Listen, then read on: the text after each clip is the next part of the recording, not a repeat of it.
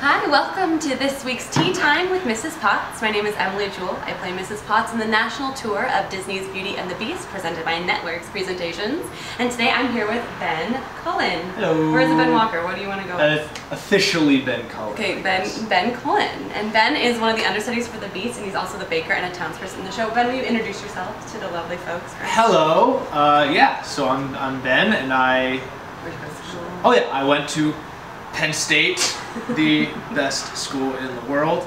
We're playing right now, and we're gonna destroy Illinois. It's gonna be great, and we're going to a bowl game, and I'm really excited. Awesome. So Ben, I want to talk a little bit about layoff, because we had 5 weeks on for the show, and then we just had 3 weeks off. So what was that experience like doing the show and then going on break? What did you do for your break? How did you utilize that?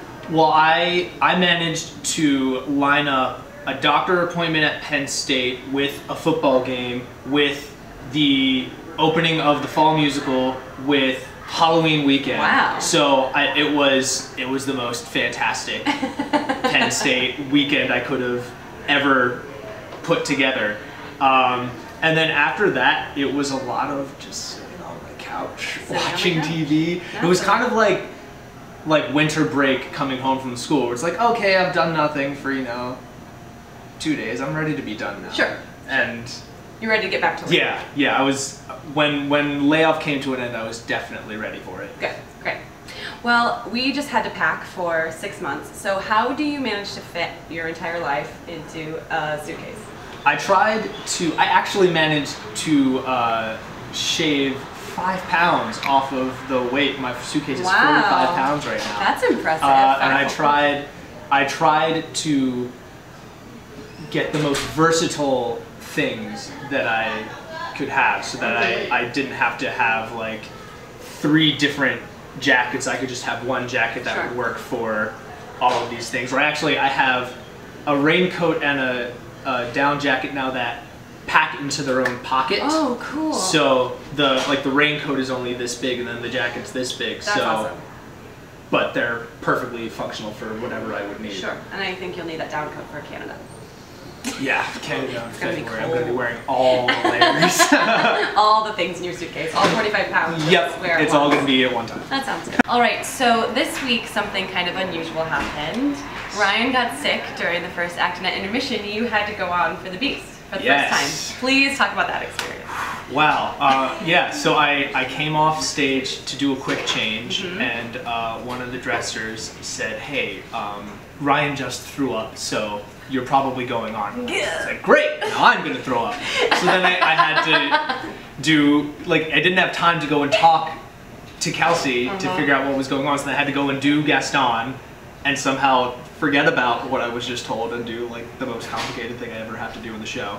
And then I went to Kelsey, and she said, just be ready, because it could happen. It was even possible that I would have to go on in the middle of the act. Sure. So I didn't know if I should get into my next costume or get in my robe and just be ready. So I just kind of hung around somewhere where I would be easy to find. And then she started asking me about how I felt about certain anything in Act 2, if there was anything that I felt unsafe about. I thought it'd be okay. So then Ryan came off after singing If I Can't Love Her, and they eventually got him out of his costume, and Kelsey just looked at me and said, we're doing this. So then I ran to wigs and makeup, and there was someone doing my makeup, someone doing the wig. I was getting undressed and then redressed by 2 people while running lines with Jill and running lines with Jess. And then I just I ran to the gondola and just did it. Do you feel like what you've done in the understudy rehearsals, did it feel like that on stage, or was it totally different? Oh, it felt so different. Yeah. There's a moment where it's very specific that we have to reach out our hand and then see it and then pull it back, and I went to reach it out and it was going like that.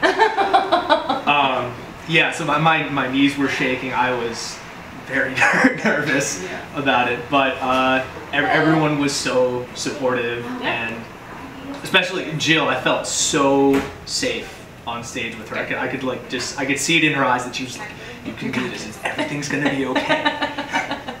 And yeah, everything just, I thought went pretty smoothly. Yeah, absolutely. And I did it. Good job, good job.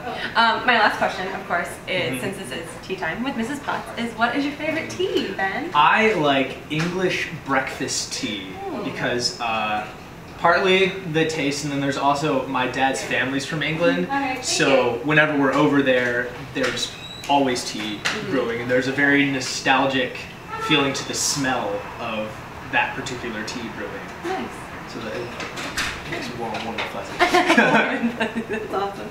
Well, thank you for being here today, and I will leave you all with what I leave you at every session, which is, there's nothing like a nice warm cup of tea to make the world seem a bit brighter.